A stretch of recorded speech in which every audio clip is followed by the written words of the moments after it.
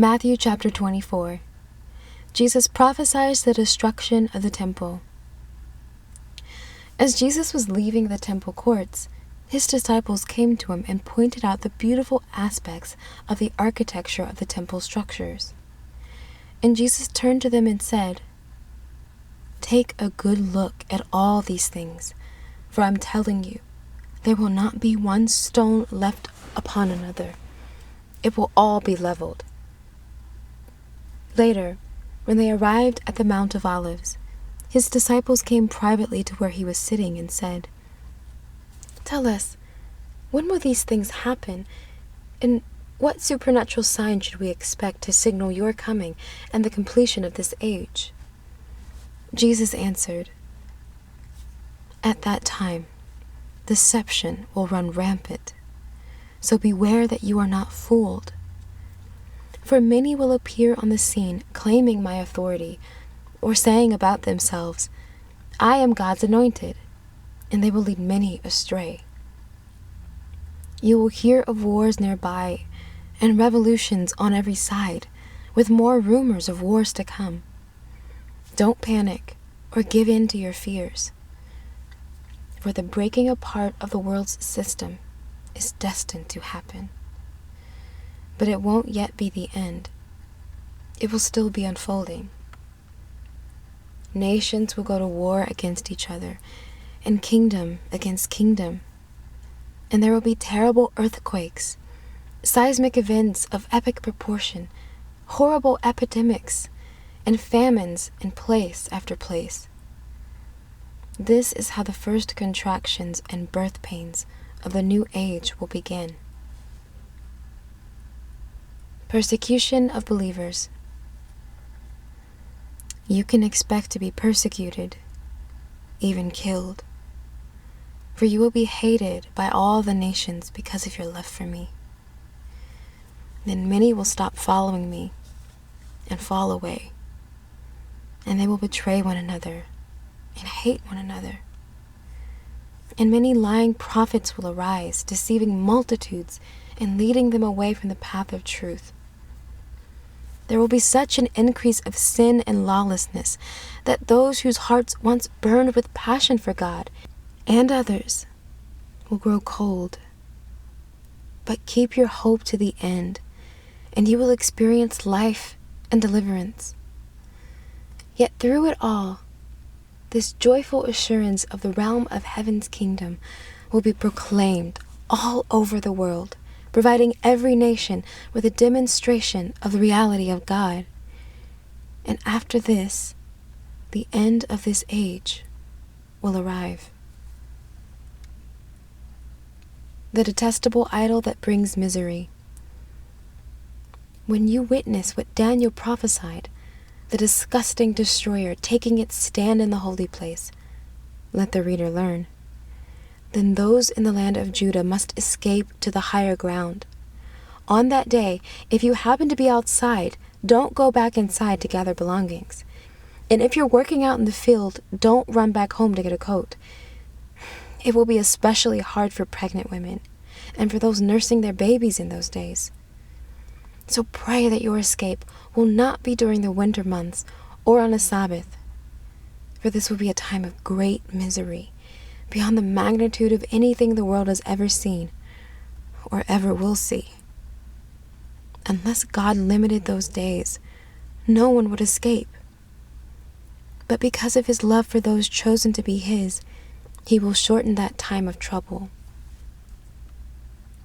And you will hear reports from some saying, "Look, he has returned. The Messiah is over here," or "The Messiah is over there." Don't believe it.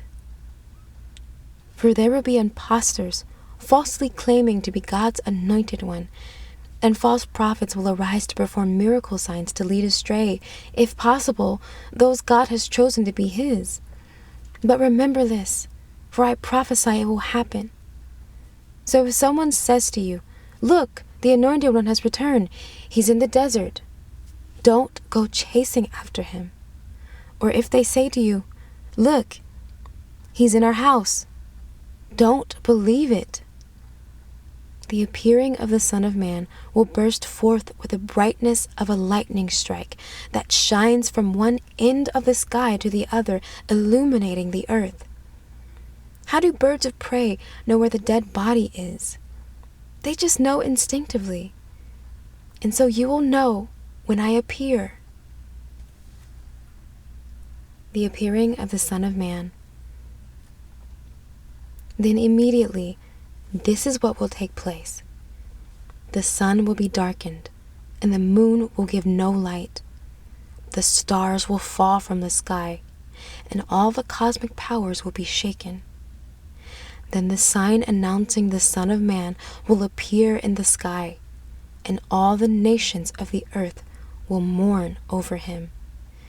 And they will see the Son of Man appearing in the clouds of heaven, revealed with mighty power, great splendor, and glory. And he will send his messengers with the loud blast of the trumpet, and with a great voice they will gather his beloved chosen ones by the four winds, from one end of heaven to the other.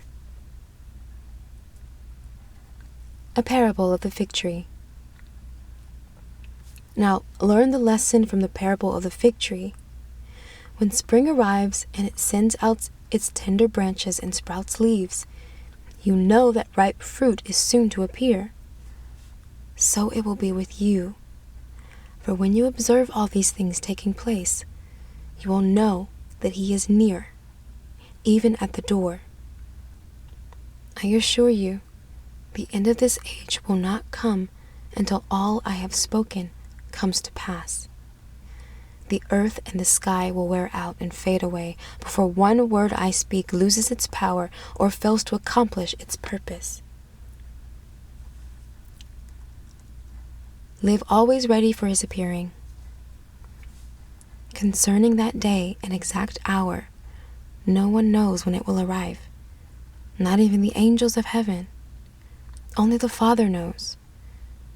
For it will be exactly like it was in the days of Noah, when the Son of Man appears.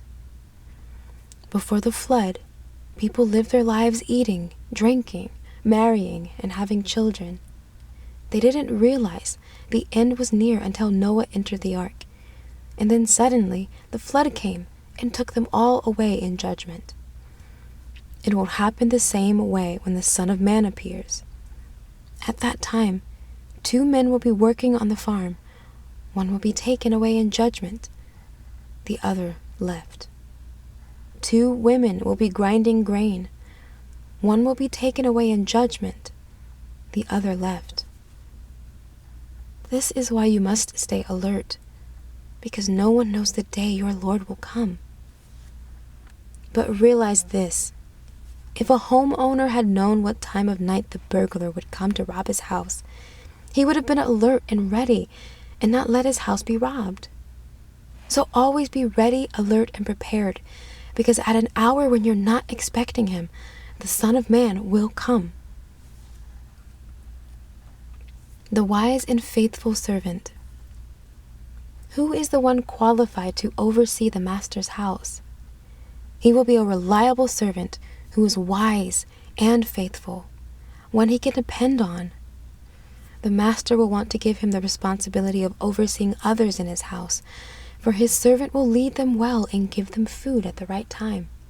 What joy and blessing will come to that faithful servant when the master comes home to find him serving with excellence.